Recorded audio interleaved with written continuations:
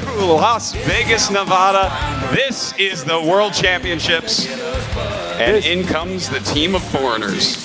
This is going to be sick. We got the Korean team coming here right now. Can the international scene beat the Koreans? I don't know. I want to say yes as a non-Korean. It's a fascinating thing, Artosis. The Koreans, or in general, you never get one country that's better at one thing than the rest of the entire world. But today, we're going to find out if that's the case. We got the 5 best Koreans, the 5 best non-Koreans, hands down. It's going to be insane. Yeah. Yesterday it was a pretty close match overall. It did end up 3-2 in Korea's favor. We'll see. Maybe the foreigners can do a little bit better today if they do end up winning this GSTL style match. Then we'll go on to an ace match, which will just be a best of 3. Yeah, I gotta say, we could not have better non-Koreans down here. Yeah, this is Scarlett, Stefano, Vortex, everybody. Yeah. That's right, and just so you guys know, unfortunately, someone stole Nanoa's gear. He's left-handed. It's like impossible to replace on short notice. Yep. So Vortex has to play in his stead. Yeah, he has a left-handed keyboard or like a left-handed mouse, a special one. So I mean, can't replace that. Couldn't find it in time, but we got Vortex here. I think it's going to be an epic series, Artosis. This is day 3 now of casting here in Las Vegas. It has been great. You guys, as an audience, kick ass. We love you guys. Please bring us back to Las Vegas. Yes. I would love to come back. It's been such a fun trip so far, Tasteless. It has. Yeah. Lots of gambling, lots of partying, lots of casting. It's been an amazing experience down here. Okay, so your predictions going into this? It's a tough road, but we have some great players on the foreigner team, and it's sad to lose Nanoa, but Vortex has been killing it lately, so hopefully he can fill in pretty well. Yeah, I got to agree with you. I was inspired when I saw Vortex playing in IEM at Gamescom in Germany. So phenomenal. Yeah. But this format is a little bit different than what we've done if you're watching yesterday. Today, the winner stays. Yeah, and that could be a problem. But let's talk about yesterday's results real quick. You can see that we had Seed take out LucifroN, then Scarlett beat DRG in a really long ZVZ, a great game indeed. Squirtle versus Nurchio, very interesting carrier play that barely ended up working. And then we had Life against Nanoa. That was back and forth. We all thought Nanoa would take it. And then, of course, Stefano beat down MC. Yeah. And, of course, yesterday, the GSL Codes finals. I was so happy it went to that final game. Yeah. Yeah. The players, or the 2 players there, played so well. A beautiful ZVZ finals. Yeah. It was fantastic. You guys missed it. I don't know what you were doing, but it wasn't as fun. Drop the ball. Yeah. But here today, we're going to start out with LucifroN, our only Terran in this whole thing, going up against Life. And that's going to be kind of hard because Life is the former GSL champion just from a season ago. Life is on fire. Yeah. Life is playing so well. Super young guy. Making him super deadly, super ambitious. We're going to see, how long he can last here today. But of course, first of all, our foreign lineup, LucifroN, came out of nowhere in Warcraft 3, dominating. Yeah, a really, really great player. And, he's had great results so far in StarCraft 2. Then, of course, we have Nurchio. And definitely one of the best Zergs outside of Korea. He has a lot of big tournament wins. And then, of course, Nanoa, a couple GSL round of 8s in a row recently, as it's gotten so hard. Really a top-end Protoss. Unfortunately, he won't be playing Vortex well in his stead today. And Stefano, legend. I feel like this guy is Neo Elky. Yeah. You guys familiar with Elky from StarCraft 1? Some of you guys are, okay. He's probably in the casino playing poker somewhere, too. Yeah, he's actually a pro poker player now. Elky, amazing French StarCraft 1 Terran. And then we have here in, we had a StarCraft 1 French Zorger, same guy. And then, of course, we have Scarlett as well, which she's a badass, the Canadian champion, the North American champion, and beat DRG, so that's pretty hardcore. But they're up against these guys. We got the Startail coach leading Light, Seed, MC, DRG, and Squirtle. Yeah. That is a scary lineup taken right out of the GSL rankings. Now, of course, Life, he was the champion last season, a Royal Roader. So impressed with his play. Everyone in the world is really. Yeah. Seed, I think, easily one of the smartest players out there. Super talented guy. Great at figuring out the best builds to use. I'm looking forward to his play. And then MC, the boss toss. What do you even have to say about this guy? He's won the most money, he's won the most tournaments, and he's a badass. He is. DRG, best mid-game in StarCraft 2 easily. He is a top-end Zerg, and, you know, his teammate won last night in the GSL Finals. And, of course, we have Squirtle, someone who's been pushing Protoss forward since way back, for years now. He's been one of the best. Yeah, Squirtle, the Pokemon Protoss, he is solid, best guy devising build orders out there. But today, the challenge, can Korea beat the 5 best non-Koreans? Korea, okay, there's a lot of people there, but compared to the rest of the world, they're definitely outnumbered. Is Korea really that good? That's what we're going to find out today. Yeah, we will find that out, Tasis. Or maybe, you know, the foreigners, they have gotten so good themselves. They could. Yeah. You know, it is that best of one format, too, so there is some variation in it. I think they have a chance. I think they do. You know, remember, guys, the winner stays. So let's say, okay, we got LucifroN here on screen. Let's say LucifroN wins. He keeps going. LucifroN could win the next, I don't know, 4 games? Yeah, could and be. then it's up to that final Korean to try to pull it off. Yeah. Well, you know, LucifroN is a really good TVZ player. His brother, one of the best Zergs outside of Korea. And so he has a lot of practice at it. And, I mean, this could be a good match because it's Antigua Shipyard. This is really the map you want to use LucifroN on. It's the most Terran map in the pool. Yeah, I 100% agree with you on that one. Antigua, definitely the map you want to use. Mm-hmm. If you got LucifroN, great Terran map. Could be a good shot for LucifroN going into this.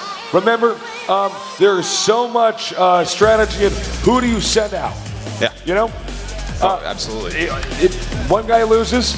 Okay, how do we take him out? It's kind of like baseball in the sense, okay, we're going to throw a certain number of balls. The guy's the joint in his arm is going to get tired, wear him out. How do we snipe each player? Yeah, and it can be tough, especially when you're playing against a total package player like Life.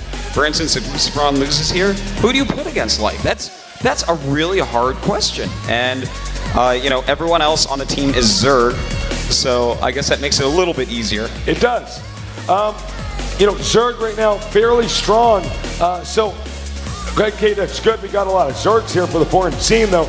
But at the same time, it's easier to snipe a team that is all one race. Yeah, I mean, you have to really look at the play style of each player once you have just so many that are the same race. Maps. Yeah, who's comfortable on what map and what type of game do they like to play. So we'll see how they fare at that, Tasteless. I think we're getting ready. Yep, we're almost there. LucifroN and Light. Now, remember, there's a possibility one player could just all kill the entire team. It could happen. Could happen. I think that's why Life is such a good choice here. He's just so well-rounded and so strong recently. I feel like Life has a good chance to maybe get a couple kills here. And, you know, game one in a team match like this, it really sets the tempo. Yeah. It really does. And, all right, so Antigua Shipyard, LucifroN against Life. It is Antigua Shipyard. This is a good map for TVZ. Can LucifroN take out Life? 4th base for the Zerg, hard to secure. 4th base for the Terran, hard to secure, but Zerg always wants to be up a base, so we're going to see if this goes to late game here. And I'm guessing that's going to be the strategy here for LucifroN going to this. We are here in Las Vegas, and we're about to go into this game. LucifroN against Life. Make some noise. Let's go. GSL World Championship.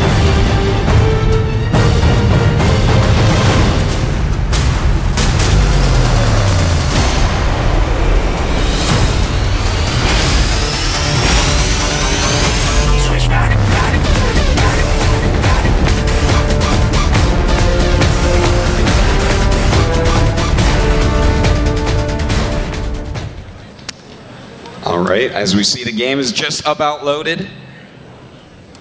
Get right in here. Antigua, great map.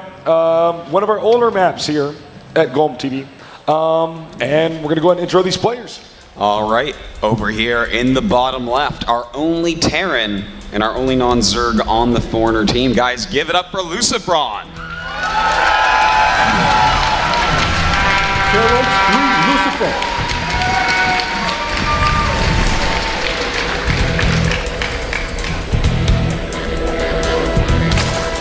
And over here in the top right, he is a former GSL champion, a Royal Roader, an MLG champion. Give it up for... Start your luck.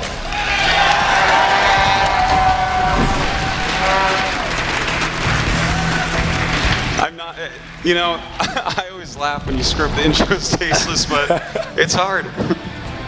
You're doing just fine, Artosis. So, going into this, a lot of pressure for the Koreans, in fact, not the non-Koreans, okay? If the Koreans lose, that says a lot about the international scene. We expect the Koreans to win this. Yes, yes. And if the Foreigners could win this and bring it to that ace match, that would be great because, you know, who do you choose for that ace match? Probably just the player that's playing the best today. But you have like some players that absolutely can take a best of 3 off of people on the Korean team.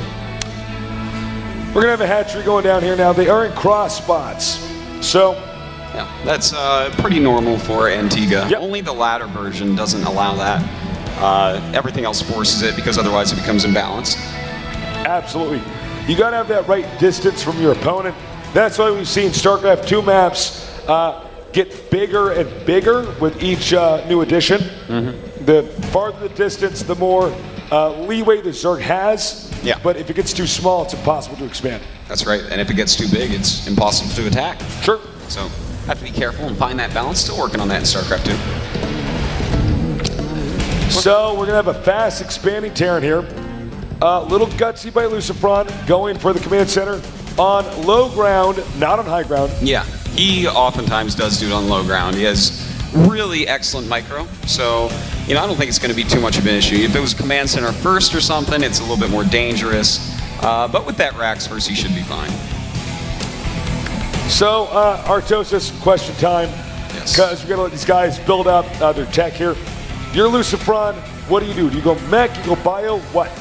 Well, I'm LucifroN, so I do what LucifroN does, which is go for Hellions and Banshee, and maybe Cloak, maybe not, but a lot of great harassment. He goes mech a lot against Zerg, but not really on this map, so just into normal play with a really strong timing push.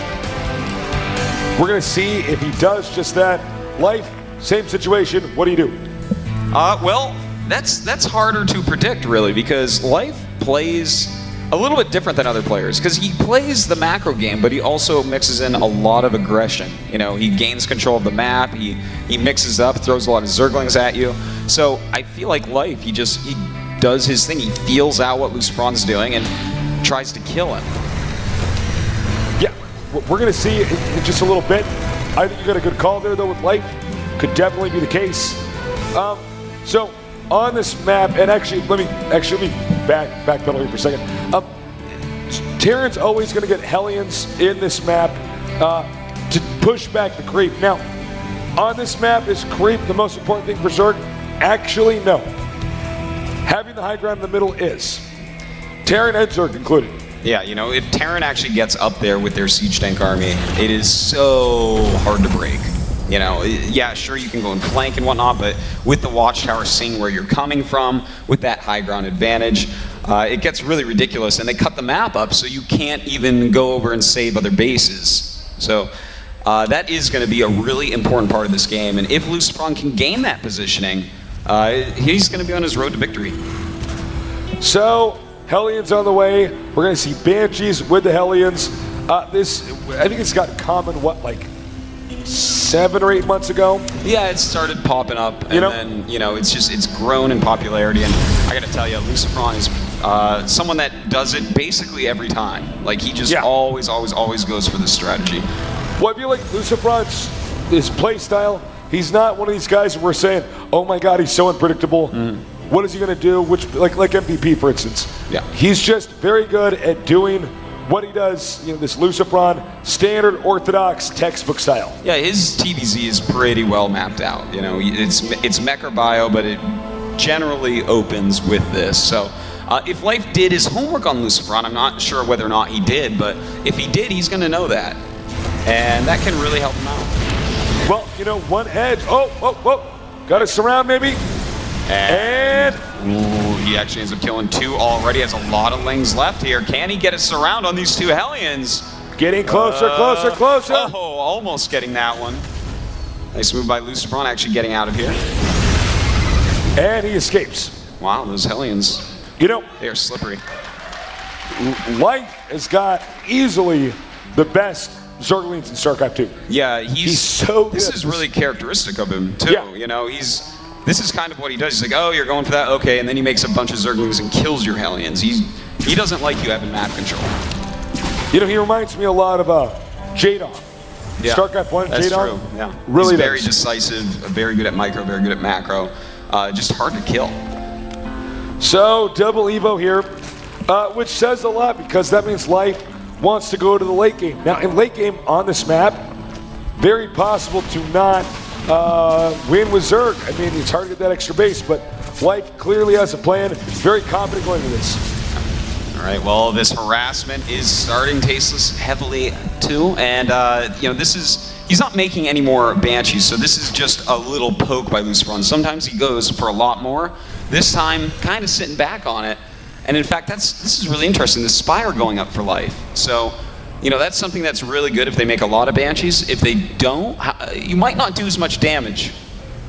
The beauty of Hellion Banshee is that it maintains ambiguity in the tech for the Terran in mid-game, late game. That's true. You can go bio or mech off this. Yeah. But on this map, we don't see that much mech, really. It's just so good for Marine Tank. And in fact, with this Overseer Scout, he's going to see exactly what's going on. That 3rd Command Center already up, the barracks already up and upgrading, and that's not going to really surprise Life. So, Banshee and Hellion coming up here now, and we might have a flank here. Will it catch? Yes! Wow. Man. Really well done. Look at that. Life cleans up everything. And now he has that total map control, and he's up already by 30 supply. The premise around Hellion Banshee is that you can do damage without losing stuff. Yeah. So this is really bad for LucifroN. Yeah, it's definitely not how he wanted to open. And look at this as well. LucifroN going to kill off this Overlord. Looks like he will get it, but it's going to take a long time for that creep to actually recede. Yeah, it really will. Muta's out now, and LucifroN seems to be somewhat prepared. Well, he does have, that 1 missile turret we're looking at right now. And his Marines can get in there pretty darn quickly with Medivacs out as well. He could bait out Stims here, though. Yeah, he definitely could. Sure. Maybe pick some things off. Look at that placement. What? That's pretty efficient. That's some hack range right there, I know, right? I thought for sure that reactor. No, I know, right? I was like the same thing. Did you see him moving him? He's like, this can't be hitting me. So, Muta's now going to drive back the command center.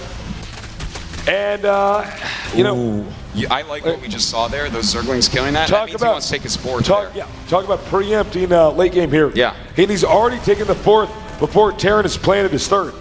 Yeah, I mean, he's getting ready for it, absolutely. And this is so awesome to see him actually go for this. We never see Zergs actually go and try to take a 4th like this so early and kill those rocks. But with the Mutas, he should be able to keep LucifroN his base long enough to get that 4th actually mining. Okay, so the Muta's now going to come in again. I guess Life is not going to go for a timing. I thought he was.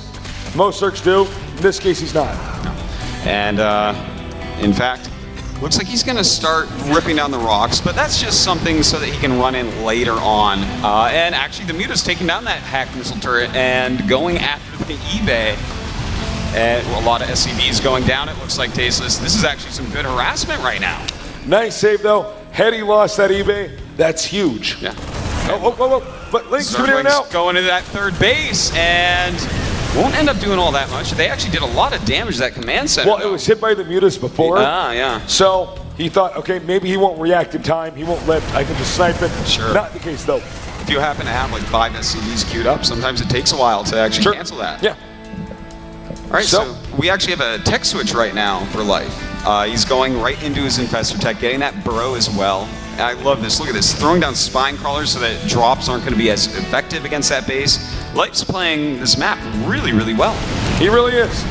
LucifroN, though, his defense is solid. We're really waiting for that one moment when the Terran is going to push out. Yeah. And, you know, LucifroN looks like he could be ready just about now because that 2-2 is finishing up. Also, he's adding 2 more factories. And by adding 2 more factories, that's kind of like a TSL Pulse style. And you're just going to have a lot of siege tanks. It's going to be very powerful until Broodlords. The Mutas have been driven out now. We're going to see Greater Spire Tech soon. The Hive about like 1/3 of the way done over here. But still, look at the supplies. Zerg maxed out.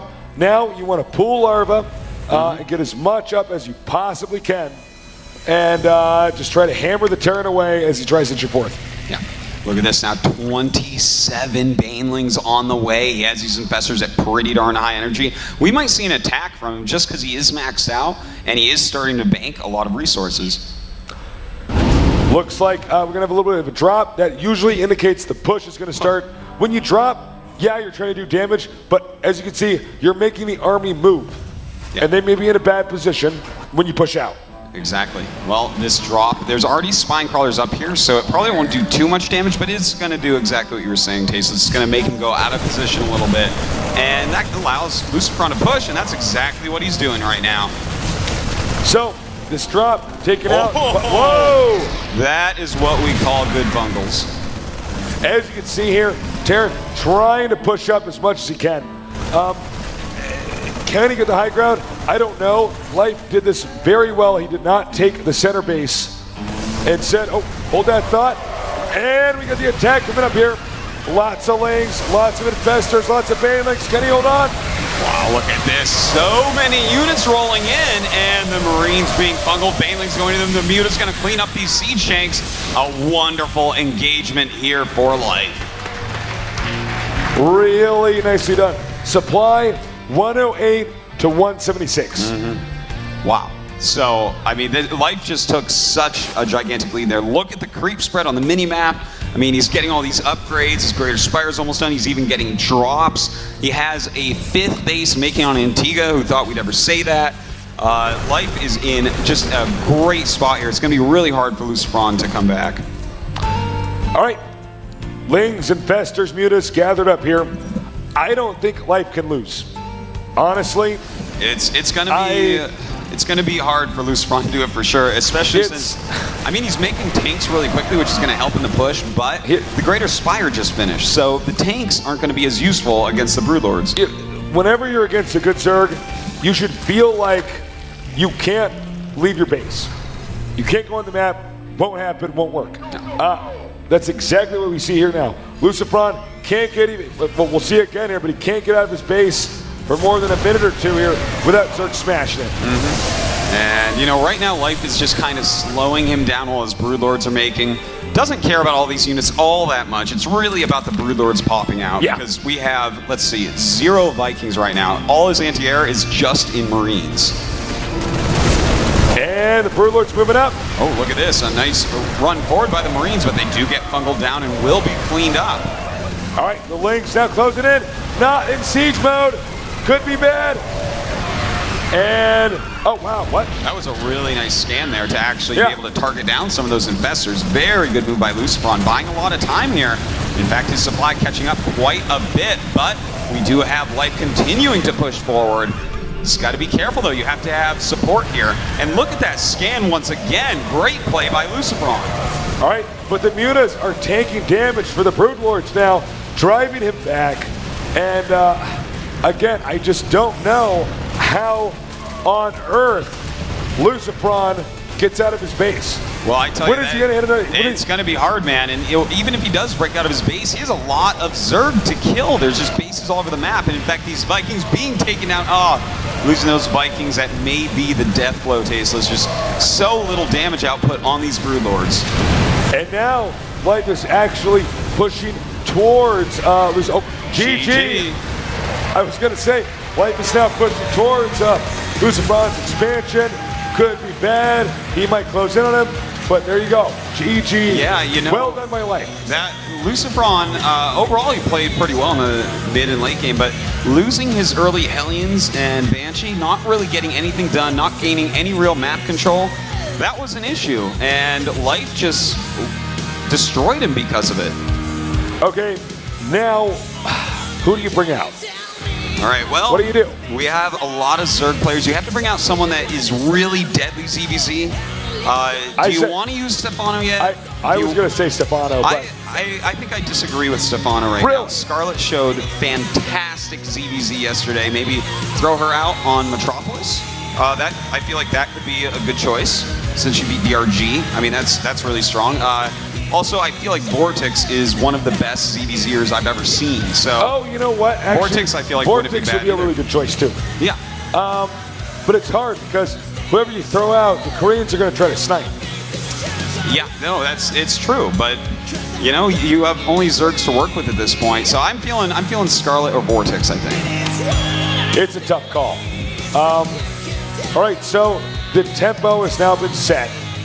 Koreans right now in the lead, not massively, but I don't know where we go from here, but honestly, we go to perhaps a lot of ZVZs. Perhaps you may be right, Artosis. The Zerg weekend. Can't spell December without a Z, Tasteless.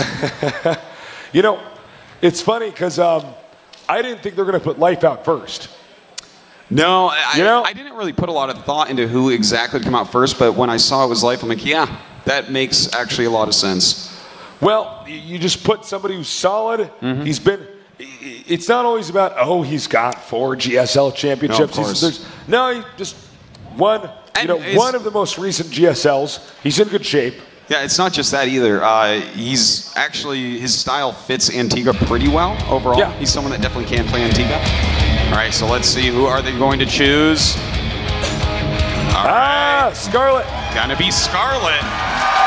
This should be a really good game. We saw some fantastic ZVZ from Scarlet yesterday. Scarlet played so well yesterday, but, her ZVZ is top notch, really. Well, what I loved about Scarlet ZVZ was end game still perfect. Mm-hmm. A lot of times you see players, oh man, he's so good first 10 minutes, mm-hmm. or he's got great timings, or his micro's so good. Scarlet went all the way to endgame, was ready for the Nidus Worm, everything. Yeah, and you know what, the map, this is kind of interesting, Entombed Valley. I wasn't actually expecting that one, but you know what, here's my thought on Entombed Valley.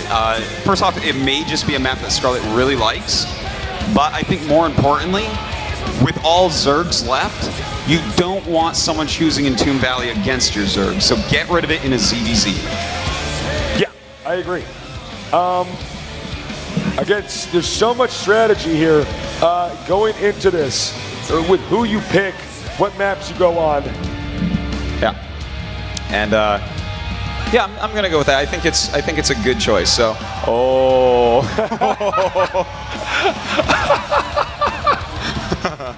that is a These sick signs sign. are awesome. Yeah. Well, you guys are great. Yeah. So, as you guys see, 57% here voting for Scarlet right now. We'll see if she can pull it off. But again, if you go down to 0-2, it's getting worse and worse. Yeah, if you go 0-2 here with Scarlet, I feel like you have to bring out probably LucifroN. I mean, not LucifroN, Vortex. And you don't, Scarlett has to win this Tasteless, or it's going to be such an uphill battle. If Scarlett loses, who do you pick? Vortex, I think. Vortex? I was going to say Stefana, but... Yeah. Well, I mean, they're both awesome, obviously. And, they're good picks, no matter what. but I don't know. I think Vortex is like Korean ZVZ, so... All right, the countdown has begun, Tasteless. Let's get ready, guys. Scarlett against Life here at GoTV.net. Make some noise.